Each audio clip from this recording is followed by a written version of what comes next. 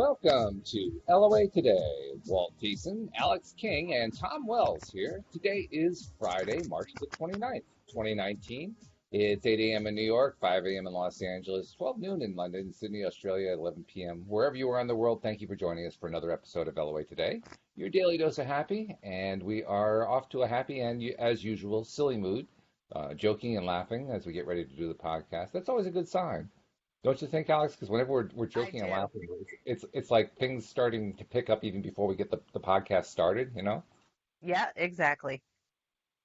So, that's how we know that we're in a good place. And well, of course, hmm Tom's always in a good place because Tom wakes up in the morning early to do this, and as soon as he wakes up, boom, his eyes are open and he's in a good place, right? Isn't that the way it is, My Tom? God, that sounds great. Yeah, I'd like that in my show.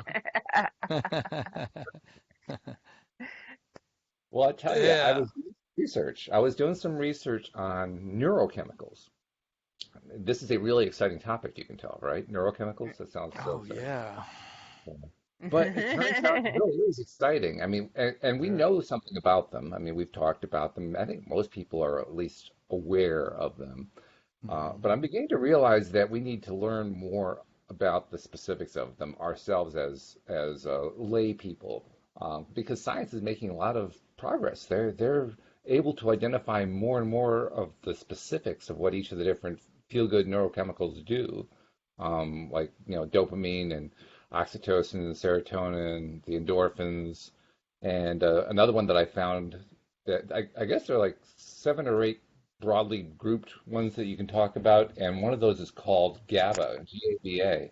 I was telling Alex about it because when I was reading about it, it said this is for her, and when I read you the indications of what kinds of symptoms can be related to it, you said, yeah, those are all mine, right? Yeah. I mean, I Apparently, I think believe I've me. suffer taken from it. low GABA. Yeah, I think I've taken it before. Have you? Okay. I'm pretty And, sure. Yeah, and because a well, friend of mine, I was at their house and I think they gave me some because they thought I needed it that night or something. It was a long time ago, but okay. yeah, I think that Because was what Alex that was. was saying that her psychiatrist had actually subscribed or prescribed something at one point that sounded like it had GABA in it. So it sounds like they may already be on it. But I mean, I was reading hmm the indications like anxiety, chronic stress, depression, difficulty concentrating, memory problems, muscle pain, headaches, insomnia, and other sleep problems. And Alex says, "Yep, that's me." Yeah, yeah. So The gift of gab. Uh, GABA, yeah, the gift of GABA. That's it. That's right. Tom. well, I gotta look for some way to make it funny. Otherwise, why be alive? Facts. That's And how I according live.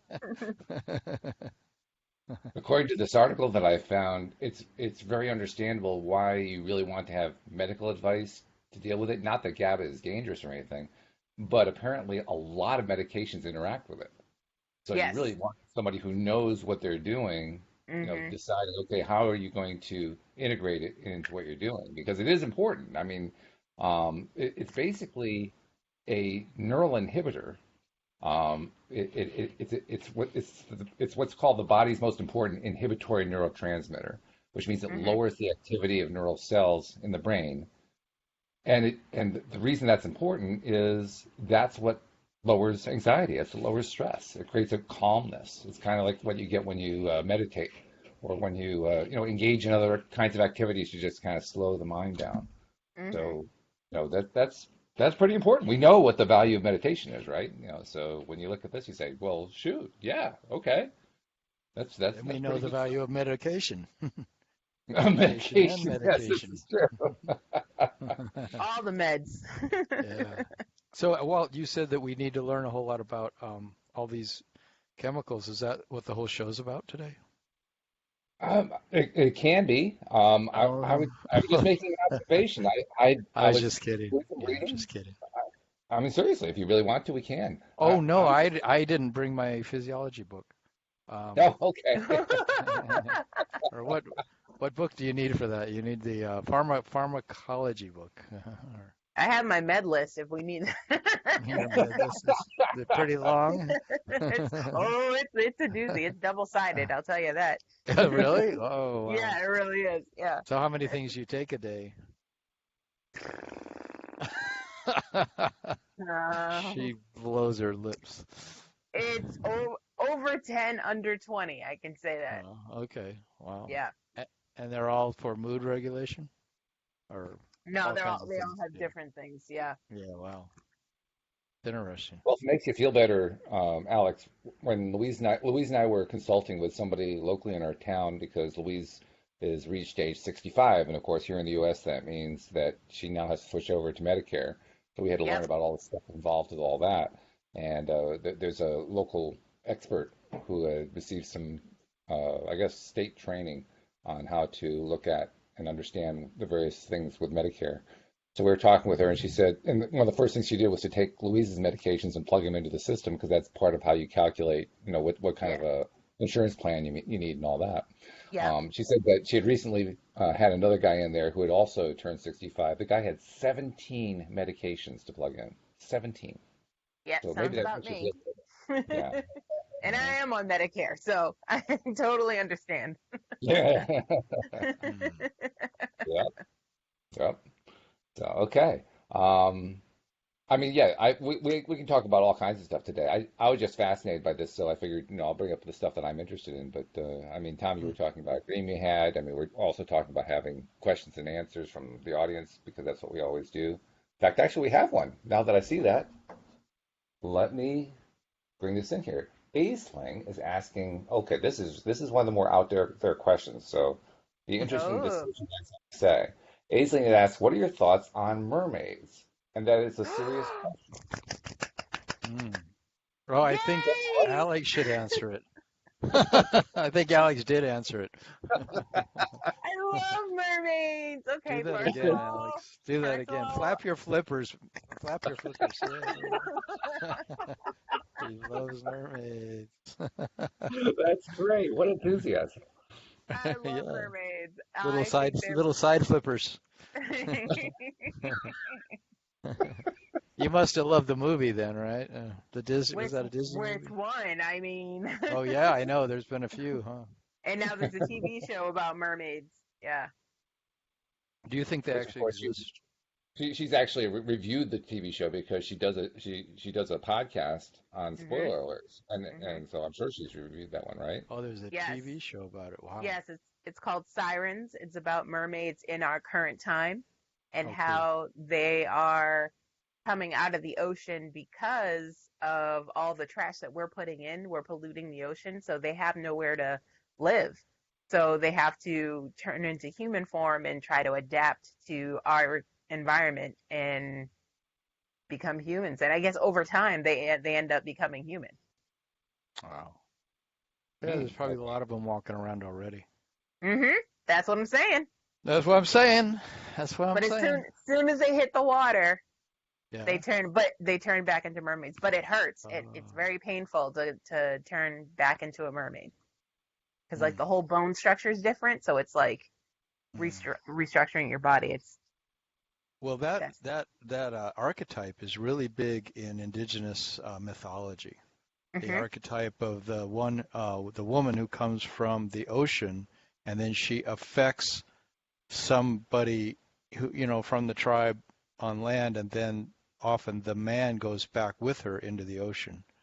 mhm. Um, yeah, there was a movie recently that was super popular about that man creature from the Amazon. Remember that one? That was, and then he takes the woman back with him. Um, he's, a super popular movie about a year ago. Anyway, I can't remember the name of it. Can't think of it. Yeah, he's an alien-looking guy, and Oh, you don't remember? You know these yes, movies. it won a lot of awards, Yeah, and it's won a lot of I saw awards. it, and I was like, oh God, really? And But it was the same basic theme. It's just with a guy as the yeah, it was a mermaid. merman instead of a mermaid. Mhm. Body of Water. Body of water. Well, you're Yeah, good. yeah, Way to I go, am. Alex. Damn. But yeah, I think that's a universal theme. It's very powerful. Probably in the dream time, it's probably just a normal thing for these human-like creatures to be in the water, our consciousness to be in the water. Mm. Right? So Lots of stories that on other planets we were, that the first ones that came here were the dolphins. That they were the ones that came here, and then from them became what we call humans. I've heard Okay, that a bunch. dolphins are my favorite animal. There you go. so I don't know so how all that works. Alex, tell us more about mermaids. First of all, why they're cool, and second of all, you know, what should we understand about them? What's important to know?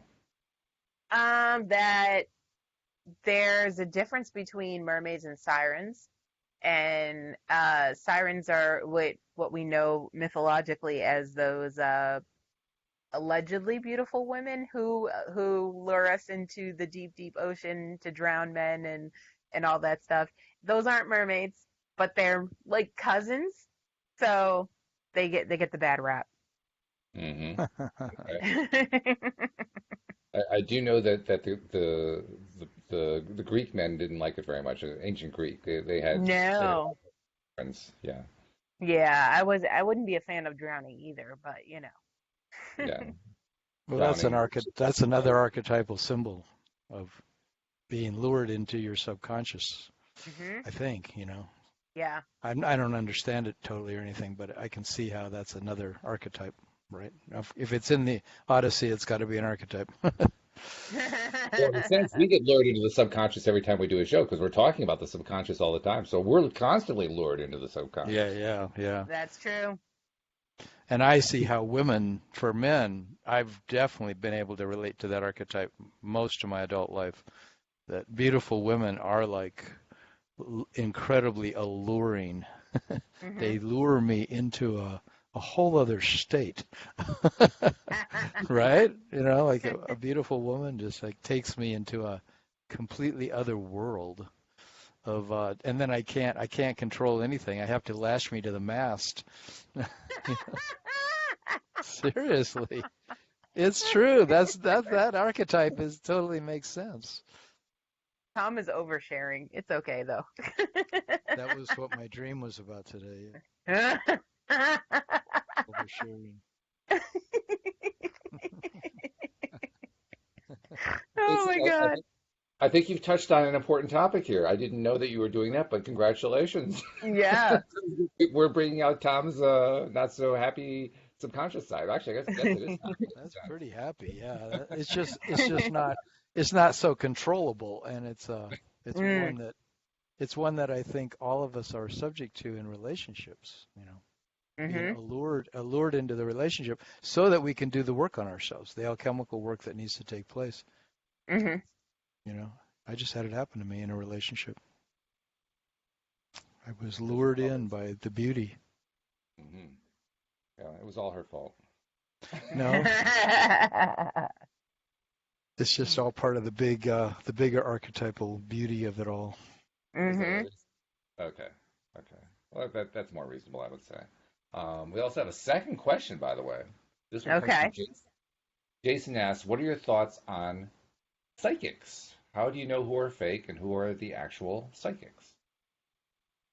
It's simple. When you walk into a place or talk to someone and they tell you something that there's no possible way they could know that about you, I say they're legit. But anything you Okay. can Google, I I think get an is intuitive hit. yeah. And my intuition tells me, is this the real deal or not? Mhm. So, I don't know how I know, but I feel like I know. Mhm. They Okay. start saying things, and I go, this person is definitely plugged in to the Okay. psychic realm. Haven't you Mhm. experienced that? Yeah. Yeah, I have. I have. Hmm. Psychics are interesting people because they are capable of expressing certainty in a realm of uncertainty. Mhm. Hmm. And Yeah, and I'm knowing things that are you could only really know by being plugged into the dream time. It seems like of what's happening in that other realm, in those other realms. Well, we've certainly learned a lot. We've been told a lot by people with psychic claims, psychic ability. Hmm. And science has been able to document some of the psychic phenomena.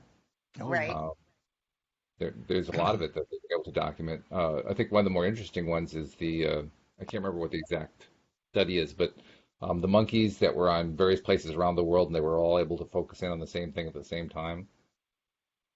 What? Psychic monkeys. Yeah, Yeah, is that what we're doing now? no, there was a study that was done like that. I don't remember what kind of monkey it was, but it was a monkey that was indigenous to a number of different places around the world, and they had researchers who were in each of the different places where these monkeys were, and then they simultaneously did something. I don't remember what. They created some sort of stimulus, and all the monkeys reacted at the same time. Hmm. Oh, okay. There's a whole That lot of makes. experiments that are done by people that are studying paranormal phenomenon, like the what's the big institute, the Ions Institute, Hmm. and Hmm. and a lot of those, I mean, and a lot of universities go out and look for psychics. They recruit psychics to be part of their experiments constantly. Hmm. That's happening more and more. It's in so many of the books I read. And so a lot of scientists really do know that psychics exist because Hmm. they recruit them for their studies. And the government, a lot, in the Defense Department and stuff, has used psychics to do all this remote viewing and things like that, so they can go right into the room of a so-called enemy and see exactly what's going on and listen Yep. in on their conversations Hmm. and see actual facilities that are being built in other countries and go right down into the detail of everything going on. And those Hmm. are psychics. But it's a very common phenomenon. Hmm. So you're saying More, the government believes in psychics? oh yeah, Oh, they. big Oh, time. And I think definitely. I think all of us have psychic powers. I think it's one of just those latent things that because we've been so dumbed down over so many centuries by Hmm. our rational thinking that we've, especially the last 300 or 400 years, oh, we've totally been dumbed down. We've lost our ability to be in these other realms, but Yep. we naturally live in those other realms, and so we have to do it in our dreams and things. But it's really possible in our waking state. Hmm. I agree. We just don't. Yeah, right on. Hmm. Word. Word. That's interesting because I appreciate and value the emotional now much more than I used to, and Hmm. I'm becoming more and more appreciative of things like psychic phenomena, uh, being able to tap into the inside and so forth. I think there's a lot to that, but I also think there's value to the reason and logic part. I mean, we did have a lot of great things happen because of reason and logic, so I don't want to Yeah, throw it I out. wasn't actually saying reason and logic isn't valuable. Okay.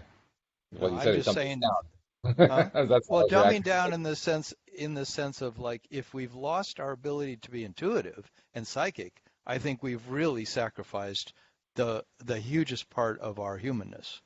But Hmm. have we? Well, I think so. I'm just telling you how I feel about it. But And but I mean, have we actually lost it? Is what I'm asking.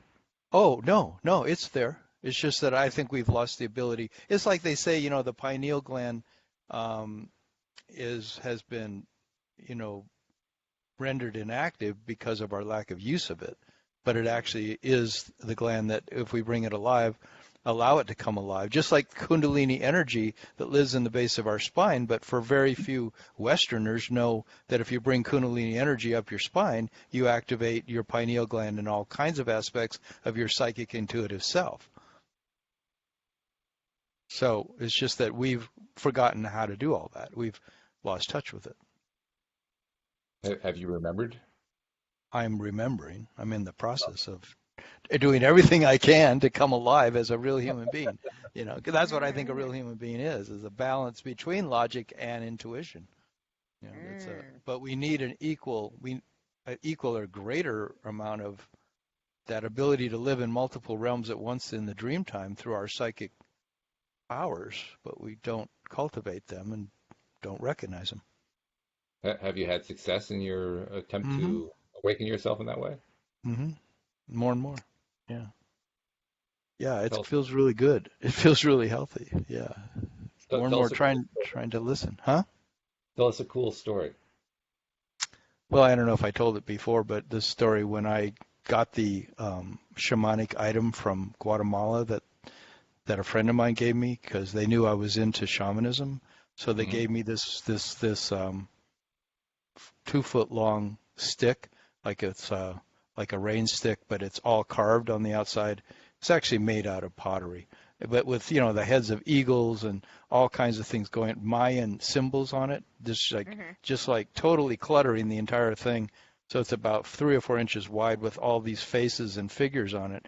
And I was a little concerned because I wasn't sure if it was a souvenir from a souvenir shop in Guatemala or if it was an actual shamanic item that could have been used in rituals, and I didn't know if it had what kind of powers it might have in it. So I took it home reluctantly and I put it in my garage. I said, I'm not bringing this in the house until I sit with it for a while and see how I feel in my intuitive self about it. And Mhm. after a while, I said, well, I think I'll bring it in. It was like 3 or 4 days. So I set it on an altar I had downstairs rather than taking it to the altar I had upstairs where I was doing my ceremony every day. And and that night, the day I brought it in, I go to sleep, and in the middle of the night, I begin to float up out of my bed, and I'm all the blankets are hanging off me, and I'm floating up towards the ceiling, and I'm saying to myself, "Oh my God, I'm finally having an actual, like out of body experience." And because I've always wanted that, I've heard, not always, Or but at I least an knew out that of that bed experience. existed. May not have been out of body, but it was out of bed. Yeah, which is often what an out of body experience is. Well, at least you're out of the bed. In fact, when you learn to go out of your body, that's the first thing you do is you practice not going very far from your bed so you can immediately get back in your body. And you do Right. that for several weeks before you start traveling, because you don't want to get stuck out of your body in some other universe. It kind of could be Mhm. weird. Oh, I can't get back. Yeah, that happens to Yeah. people, and I don't want to go through that. So anyway, it turns me and it floats me towards the stairs and out my door, and I'm way up high, like 8 feet up in the air, and I've come to the head of the stairs. My feet are facing downstairs, and my stairs don't look quite the same. Instead of going down and jogging, the stairs just go straight down. The second I get to the top of the stairs, I realize, oh, it's that item down there. That thing is causing all this. So then, the Mhm. second I say that, I'm back in my bed and I'm laying there, and I'm still in this semi-dream state, this lucid dreaming state, and, Mhm. and there's this thing next to my bed where my nightstand usually is, and it's this great big cylindrical shaped thing that looks like it would be under the ocean somewhere and it comes up and it comes up in a shape like this, a big base, and it's just nondescript, and but at the top it's open like if you had a head, I mean, a body without the head, and there's an open cavity at the neck, and that's what Yeah. it looks like, and it's breathing, and at the same time that's happening, I feel something in my bed down at my feet that's pushing against my feet, like as if you had a dog down there in the bed, which I've had before, and the dog is leaning against my feet, like a Mhm. heavier dog, and I can feel that Mhm. against my feet, and on the roof of my condo, I can hear all this activity up there, something like on the roof. And I'm going, this is definitely like one of those psychic experiences. This is definitely an alien kind of weird thing. And this thing next to my bed starts saying to me, um, it says, if you ever need me, I'm. Oh, it says there's a cube inside of you. And I said, what? There's a what inside of me? And I said, it says there's a cube inside of you. And I said, okay. And it says, if you ever need me, that's where you'll find me. And I said, okay. And then all of a sudden, everything began to dissipate, and I could feel the thing at my against my leg go away, and this thing next to me was gone, and all of a sudden, the sound on the roof, was less and less and less until it was completely gone. And then it's Mhm. kind of like a breeze swept through the room, and and then I opened my eyes, and then I'm laying there going, okay, that was one of those experiences. But ever since then, I mean, I got up the next morning, I went on the internet immediately and started looking up cube. And of course, cube, it turns out to be one of the primordial symbols of sacred geometry, which is like at the Mhm. center. It's at the center of sacred geometry. But I also thought maybe it said there's a tube inside me because it looked like a tube, kind of like, like it reminded me of breath. That's what I thought of. And then, I've read a lot of things since then and thought about that your whole breathing column is like a tube. And when you fully occupy that breathing column, you are that is your key to going into the psychic realm, is to go through your breath. That prana takes us into that realm. So I thought, well, maybe it was telling me both because anyway, I can go on and on. Then I found a book all about the cube that turns out to be this ancient game that nobody knows where it came from. And when you play this game, you find out all kinds of things about yourself. So I ordered the book from Amazon and it was trippy. I used it for a while with friends and things and learned a lot about myself. So I don't know. It's anyway, yeah. So I had an experience, and I would like to have a lot more of that. Yeah. It's a great way to learn. I love the way you ended that. You tell this long, detailed story that had this amazing impact on you, and then you said, "I don't know." Well, I don't. I don't. Because That's the he's way a lot of indecisive. dreams are. That's the way a lot of dreams are. You have the dream, and it's like, I don't know what was that about. Yeah. Well, I guess But my I know point one is thing. that didn't seem to you like it was fake psychic behavior. That felt real, is what my point is. Yeah, and I've had a couple of others of those, and definitely when I've done sacred plant ceremony on ayahuasca and different things like that, I have similar experiences. Mhm. So I feel like that realm is very real, and we have negated it to the point that we are missing the vast amount of our knowing and our learning and our ability to communicate with each other in realms beyond the push and pull of this very material seeming world where we get stuck in so many ways. Bronwyn said Anyway, to say to you, "Wow, thank you for your story. She really liked it a lot." So oh, good, Mhm. good. I don't want to overdo it with all my stuff. That's what my dream was about. That's what my dream was about this morning, right before I started the show. It was like, about the cube. no, it was a kick the onion game where there was two concentric circles The of onion? yellow. Yeah, there was two concentric circles of yellow onions, and they were placed about 3 foot apart. And I was telling everybody how to play the game. And what you're supposed to do is you're supposed to kick the onions until they begin to spin like tops. So I was trying to show What everybody, and the? yeah, and I was getting them spinning like really fast, but I realized that I was so dominating the game, spinning these multi-layered objects, of understanding these multi-layered objects and spinning them into these, patterns that I was not letting anybody else play. I was dominating by my just doing it too much. And then I realized that's what I do in conversations.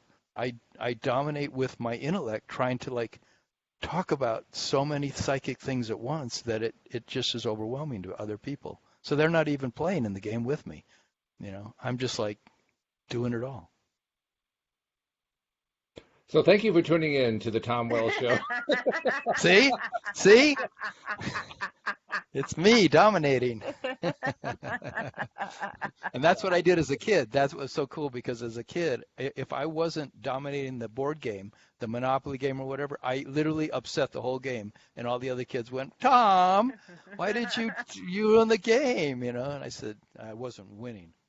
Well, you should have explained that it's called Monopoly for a reason. Right? Yeah. Monopolize the game, right? Yeah. But I even did it to Candyland. Not Candyland. Oh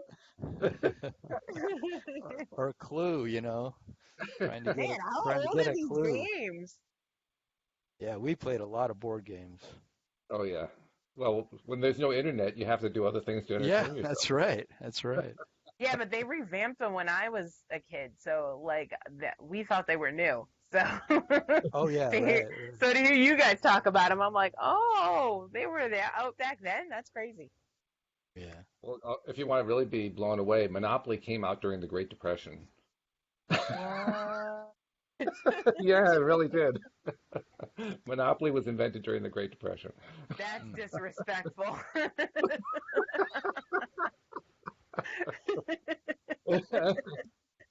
I don't know. I think actually it kind of makes sense when you think about it It's because it's there was this ironic massive and event going on, disrespectful. and people Everybody thought that wanted to figure out how they're going to make a buck, huh?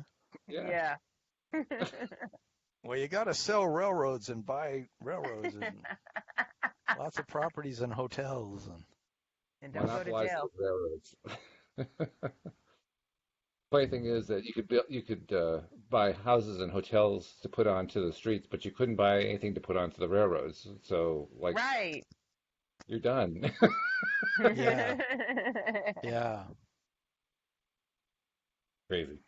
Crazy. Well, I don't know about you, Alex. I'm not sure that I can top Tom's story about psychic. I mean, I've had certain experiences with psychic behavior, but nothing even close to Tom's Come on, story. you can spin one of these onions. Spin an Well, onion, Walt. I was Tom, you're telling Let me Alex, show killing you me how to do today. What it. That's what spinning the onion is when you can tell a story that has multi layers.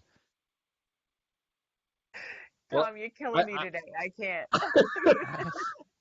See? I can't Tom today. I can't.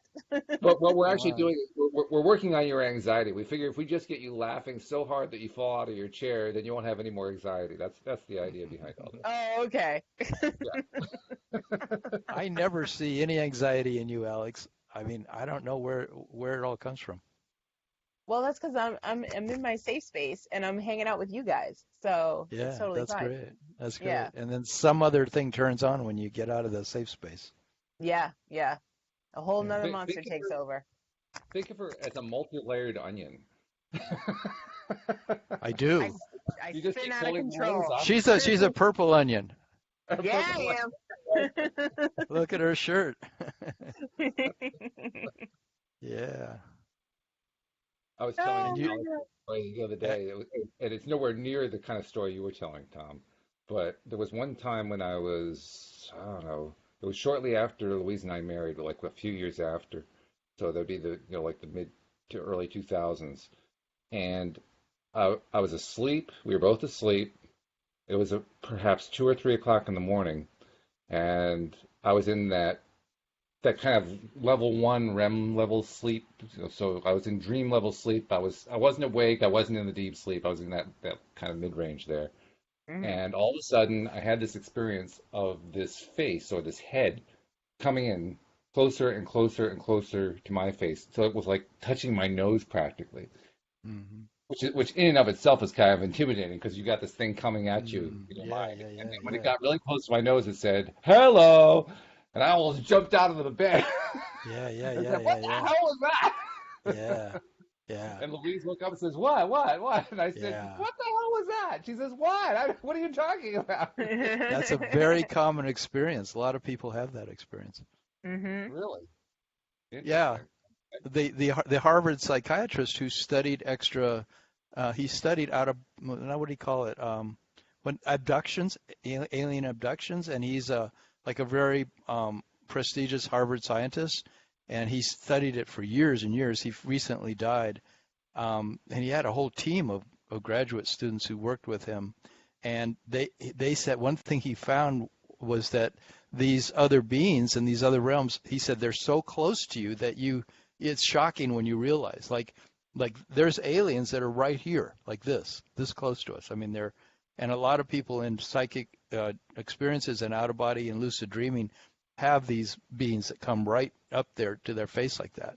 That's very common. I don't know why it is, but that's what I've been learning about that anyway. Well, it's because So we're in different realms, so it's like we're bumping into each other, but we're not touching each other because we're right, but on that's how different. close everything actually is. I Yeah, mean, they say it's yeah. actually all inside of us. It's actually all the Mhm. realms, all these multi-layered realms are inside of us. Yeah. That's hard to figure that one out too, but Mhm. I can believe it.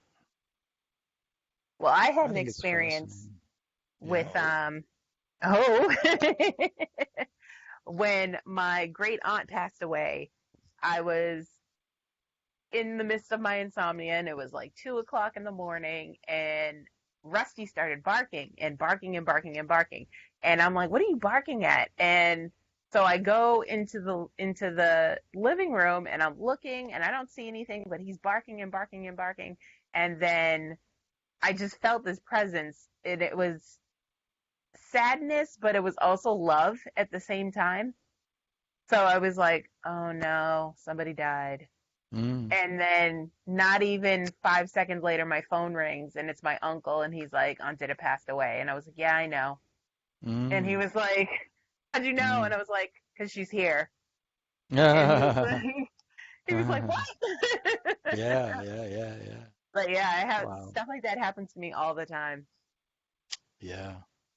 My friend had her good friend that she always would hang out with. He lived across the street from her in Mhm. Maryland, and he and his little daughter were really good friends of my friend and her little daughter. Mhm. And one night, my friend is having a dream, and she imagines that a house is on fire, Mhm. and it's totally a terrifying dream. And Mhm. she wakes up at about 2 hours later and goes to her window, and the house across the street where he lives with his little daughter is totally engulfed in flames. Mhm. And fire trucks are out there, and he and his daughter pass away in the fire. And Mhm. she goes into hysteria and incredible, grief. Mhm. And later that evening, she's in bed grieving, and the guy comes to her foot of her bed and tells her everything is fine and that Mhm. they're in a really great place and not to worry. Mhm. And like, so she's had a lot of experiences like that. Yeah. And a lot of them with other beings that are from other realms that come into her room and stuff and do interesting things. It's like, wow. Do Yeah. you guys agree that if a psychic experience happens to you, and to believe that it was real as opposed to somebody else who you're not really sure of whether or not they're actually telling you something psychic? Hmm. I ask that because that's my feeling. If it happens to me and it doesn't seem like there's anything physical that I can tie to it, like somebody set up a little game for me to experience or something like that. As long as I believe that it actually did happen, then I tend to believe, yeah, that was a real psychic experience. Mhm. Mhm. Whereas if somebody else tells me about it, there's a little bit of skepticism for me that goes in there, like, okay, yeah, so how do I know what you're saying is true? Mhm. No, I Yeah, believe both. I believe both too. Yeah, the skepticism is only there till I listen to the person long enough to confirm that, or sometimes I only have to hear them talk for one sentence and I know they're a real psychic. There's just like Mhm. there's something about their authenticity just rings so true to me that I don't, and usually though I hear more than one sentence, but I hear them talk about some particular aspects, say something about this going on with the world or the government or their life or somebody else's life who's asking them a question, and it doesn't take long for me to pick up on the fact that this person is plugged in, man. They're definitely connected to other realms, and I trust Mhm. where they're coming from. But yeah, I prefer it to be my own real direct experience, and Yeah. without that, it is theoretical in a lot of ways, and I don't like to just talk theory in that realm. Really, Mhm. prefer to have You agree? direct experience. Do you agree, Alex? You think the experience is the more important one? Um, I feel no, I feel the opposite. I feel like the visiting the psychic is better because they been dealing with it longer, and they can explain to you what things mean as opposed to experiencing it yourself and just going, "What the heck was that?" So I need explanation. I need to know, Grammy, why are you here? Why are we talking about this? Hmm. Things like that. So Hmm. just the fact that your grandmother shows up, that's not enough. You got to know more before you're even willing Yeah, to I got to accept know it. why she's here and what I need to learn from this, and because obviously you've been visiting for 3 nights now, so like, what are you trying to tell me? And a psychic can, break that down for you. Okay. Hmm. So it's almost not even valuable for you if the experience happens and you don't know why it happened. Well, if you're not tapped in, then you don't understand what's going on. Yeah. It's That's just like happening to dreams. you. Yeah, yeah. Like they say with dreams, if you don't work with your dreams and consistently write them down and consistently ask to remember them and make an effort to remember them, then you won't be able to go back in your dream journal and start to pick out themes and start to see, Mhm. oh, this thing keeps showing up. What is this about? And then you get these intuitive hunches, or maybe your logic tells you, oh, this has got to be my attachment to, being dominating in conversations or something. And you start seeing it. I don't want to keep focusing on that because then it becomes like law of attraction brings it alive. Right. But yeah, dreams are it's all a dream. That's the funny part that we don't get. It's so funny how we've assigned to this reality, but I see, of course, why we do, because it seems like we're really living in completely different realities. Let's talk about that for a second. The idea that reality is a dream, because that alone, like you say, that's a pretty powerful dream. It's a dream that's so powerful, the Yeah, average person will tell you, well, reality is just real. You got to be real. right, right. Yeah, of course we do. Yeah, because that's the way we were raised too, and all those Mhm. around us, and all the news media, and our teachers, and parents, and everything were saying the same thing, unless we were blessed to have a psychic parent, who knew there was other realms. But I didn't. When you think about reality, Alex, do you actually think about it in terms of just being real, or do you think about it in terms of, oh, this is just a dream? Um, I think about it as being just another stop on this crazy train that we're on. Like there's more to this obviously after. So I'm not even concerned about the here and now.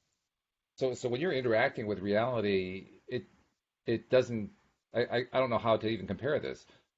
But like for me, if when I'm interacting with reality, it just feels like reality. I don't have any sense in my mind that this is all a dream. It just feels Yeah. real. This Yeah. is reality. I'm just dealing with reality. This is the way it is. This is the way stuff Mhm. is. And, that's the way it feels to me. You're saying no, no. When you interact with it, you feel it like it's a dream. Yeah. That's pretty cool. I Yeah, think isn't it? that's the key understanding of law of attraction in my mind. That's how you can understand projection. Mhm. If your things are showing up in your reality, like whatever it is, a particular person, lack of money, enough money, health, lack of health, the more and more I see that as I'm creating that, and it's my projected reality, it's my hologram. It's like the Star Deck, what is it on the Starship Enterprise, the holodeck.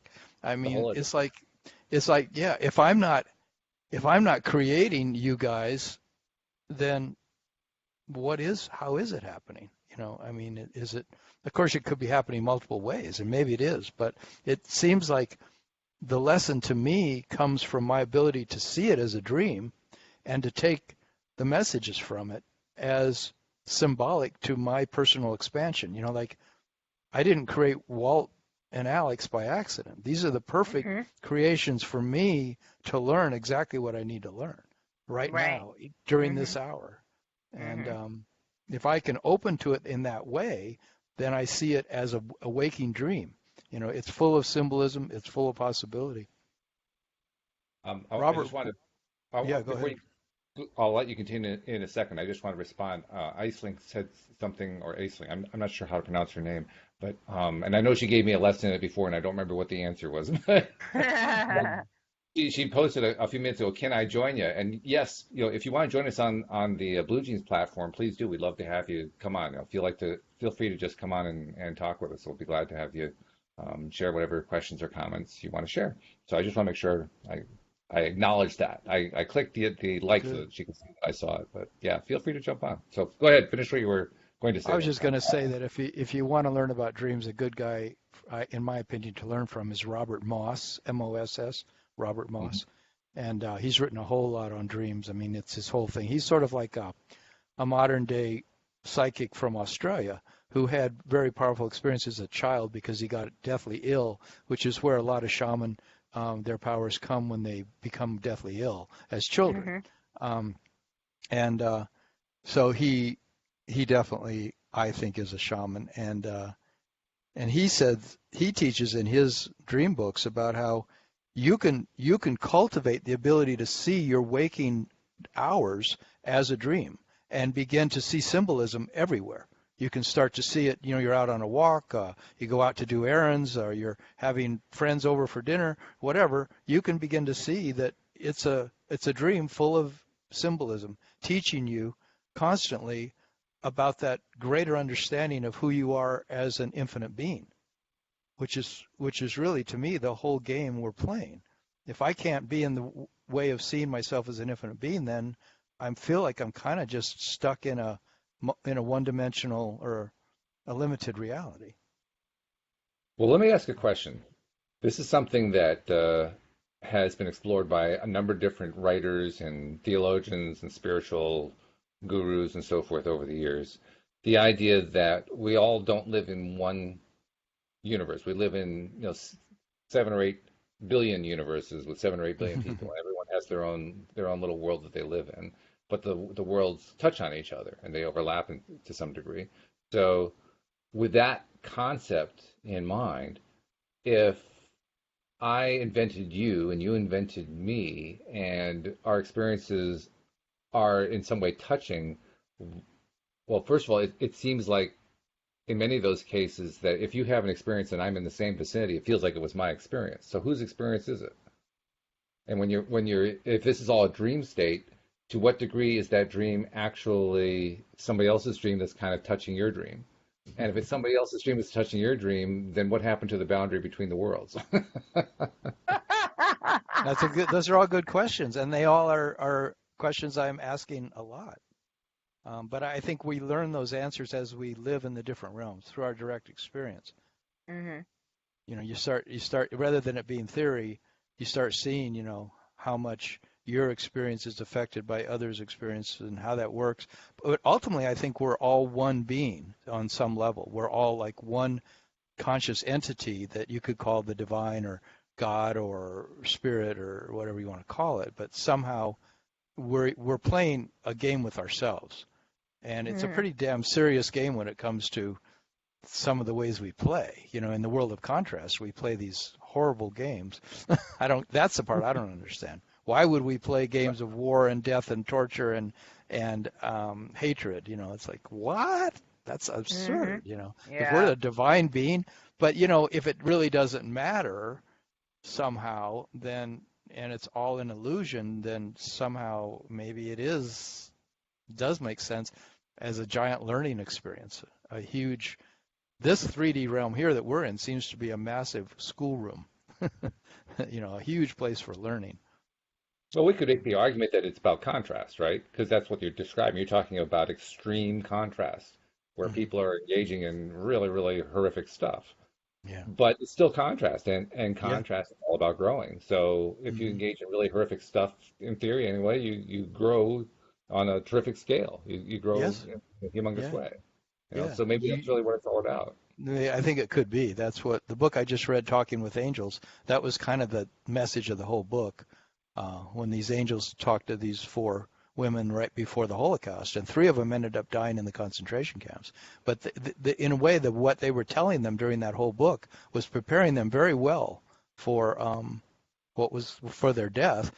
And the hugest lesson was the angels were trying to teach them death doesn't exist, and Mhm. that they're actually living for a much higher reason than to be concerned about passing out of their body. Mhm. That because they're an infinite being, and they actually are here to step into their infinite beingness. That's why they're in this form at all.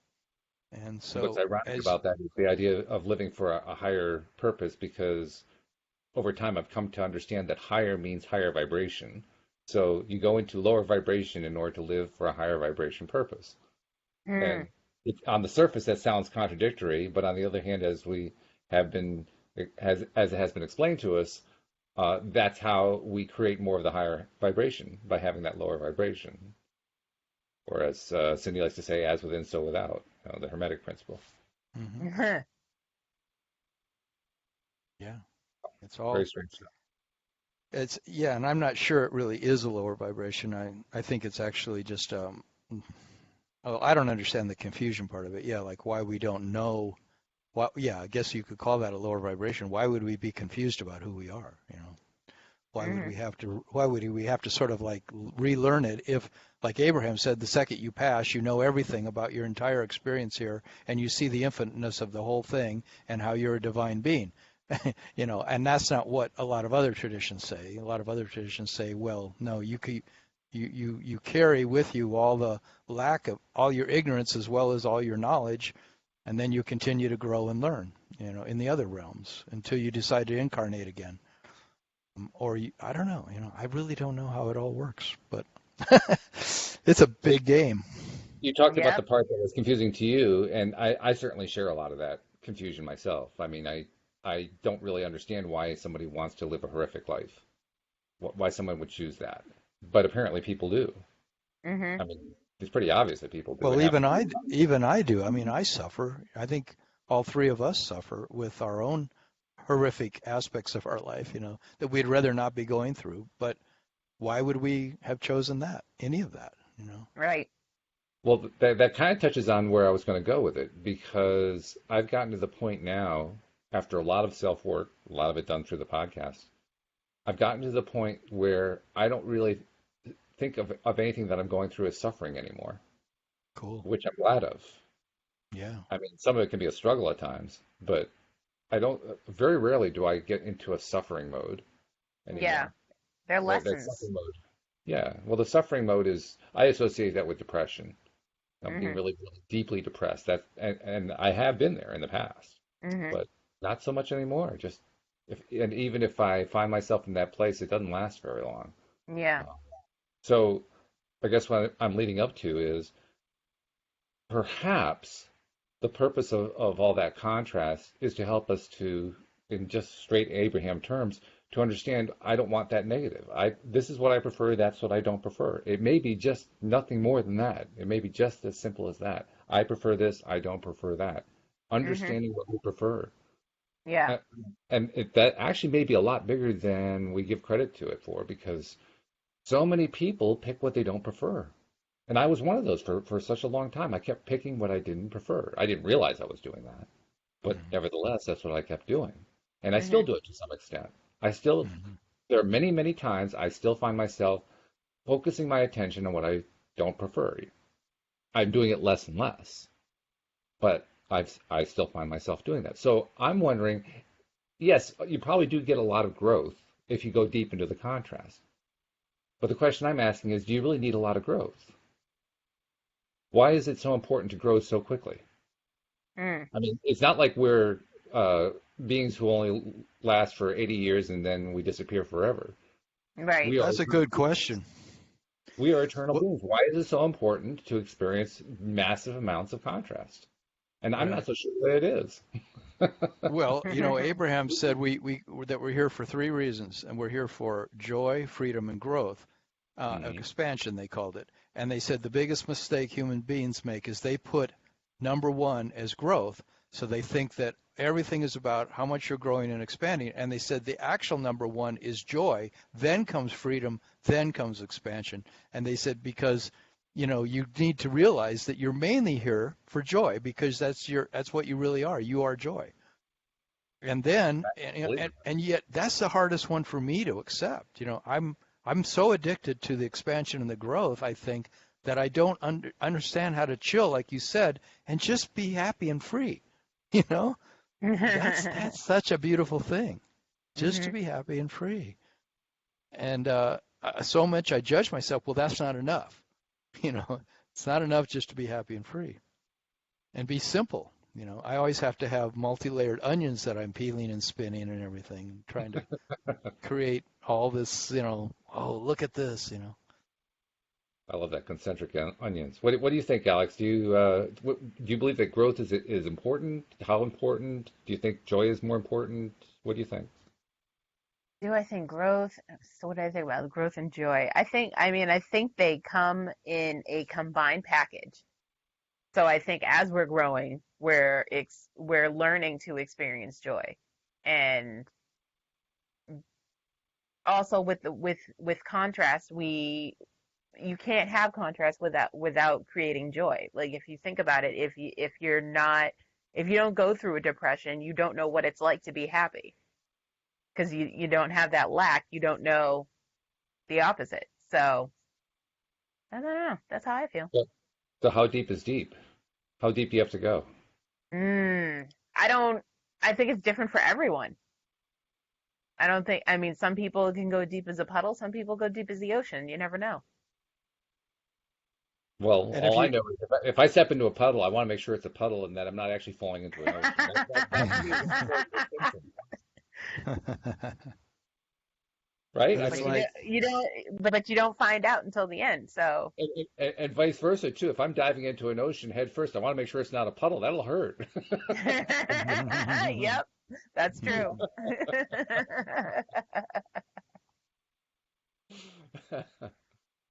and that's So, how most accidents happen in the swimming pool. Yes, like diving in head first. Diving that's into why the there's. too shallow of water. Like, I mean, the most Yep, serious accidents. So be careful there, yep. Walt. Watch those Uh, puddles when you're out on a walk or something. I think I'll stick to diving in feet first. It's safer. Or just step into it. Don't dive. Just step into it. Well, there you go. Yeah. Yeah. Mhm. And one way I've heard it described by Abraham is that if you you really want something, you have a preference, and so you finally get your preference, then the next thing that naturally happens to you as a human being is you get an impulse from source to go for the next thing, the next Hmm. preference. And when Mhm. Right. you get the impulse from source to go for the next preference, because you already made your 100,000 you really wanted to make, now you say, God, I'd really like to have another 100,000. But then, Mhm. then that immediately stirs contrast as to how you're going to get the next 100. And then you're back in the dilemma of the contrast until you get to the place where you attract the next 100,000 in. And then again you're going to do it over and over again. So there'll always be the contrast that gets stirred up. So like Abraham says, you never get to the place where you're finally content. There is no such thing. It's getting to the place where you're finally content. But Hmm. I believe there is such a thing, like you're saying, of being able to relax into the joy and bask in it, Mhm. Hmm. right? Like when I do meditation, I just bask in joy. That's what I Hmm. like about meditation. It's a basking time. And sometimes I don't want it to stop because it feels so good. I don't want to get Hmm. on with my day. I hear you. Yeah. Well, Yeah. we've only got a couple minutes left, and I got to get our announcements in. So, if you're not yet a subscriber, please become one. That's how you get all the episodes coming right to your smartphone. It's really easy to do. Go to the homepage of our website, loatoday.net. You'll find that right at the top of the page is a link that is created especially for your device. You just click that link, follow the steps, and like that, you'll be a subscriber automatically. And then once you're a subscriber, make sure that you're listening to all the episodes. And as you listen, share the fact that you're listening on social media because that's how more and more people find out about it. So that's our announcement for the day. Become a subscriber and then share, subscribe and share. And Tom, I always like to give the life coaches an opportunity to tell people how to reach them. How does somebody reach out to you as a life coach? You can go to my website, which is youarejoy, youarejoy.com, and you can sign up for a free half hour or an hour of coaching with me on there. And then from there, we can decide if you want to do any more. No pressure whatsoever, just a chance for you to experience some coaching with me by going to my website and looking for the free coaching session. All right. And Alex, anything new on spoiler alert? Anything that people should be tuning into? Mm, definite news about Grey's Anatomy and Walking Dead and cancellations and new shows. So always Wow. stuff going on. All right, Yep. good. Well, with that in mind, I'll say thank you to you guys. You guys make this always a whole lot of fun. Thanks to our live stream audience. Thanks to our podcast listeners as well. And we will see you all next time here on I'm Elevate sorry the our Way. friend couldn't join us either. Yeah, well, she'll come on more this time. That's all right. Bye, everybody.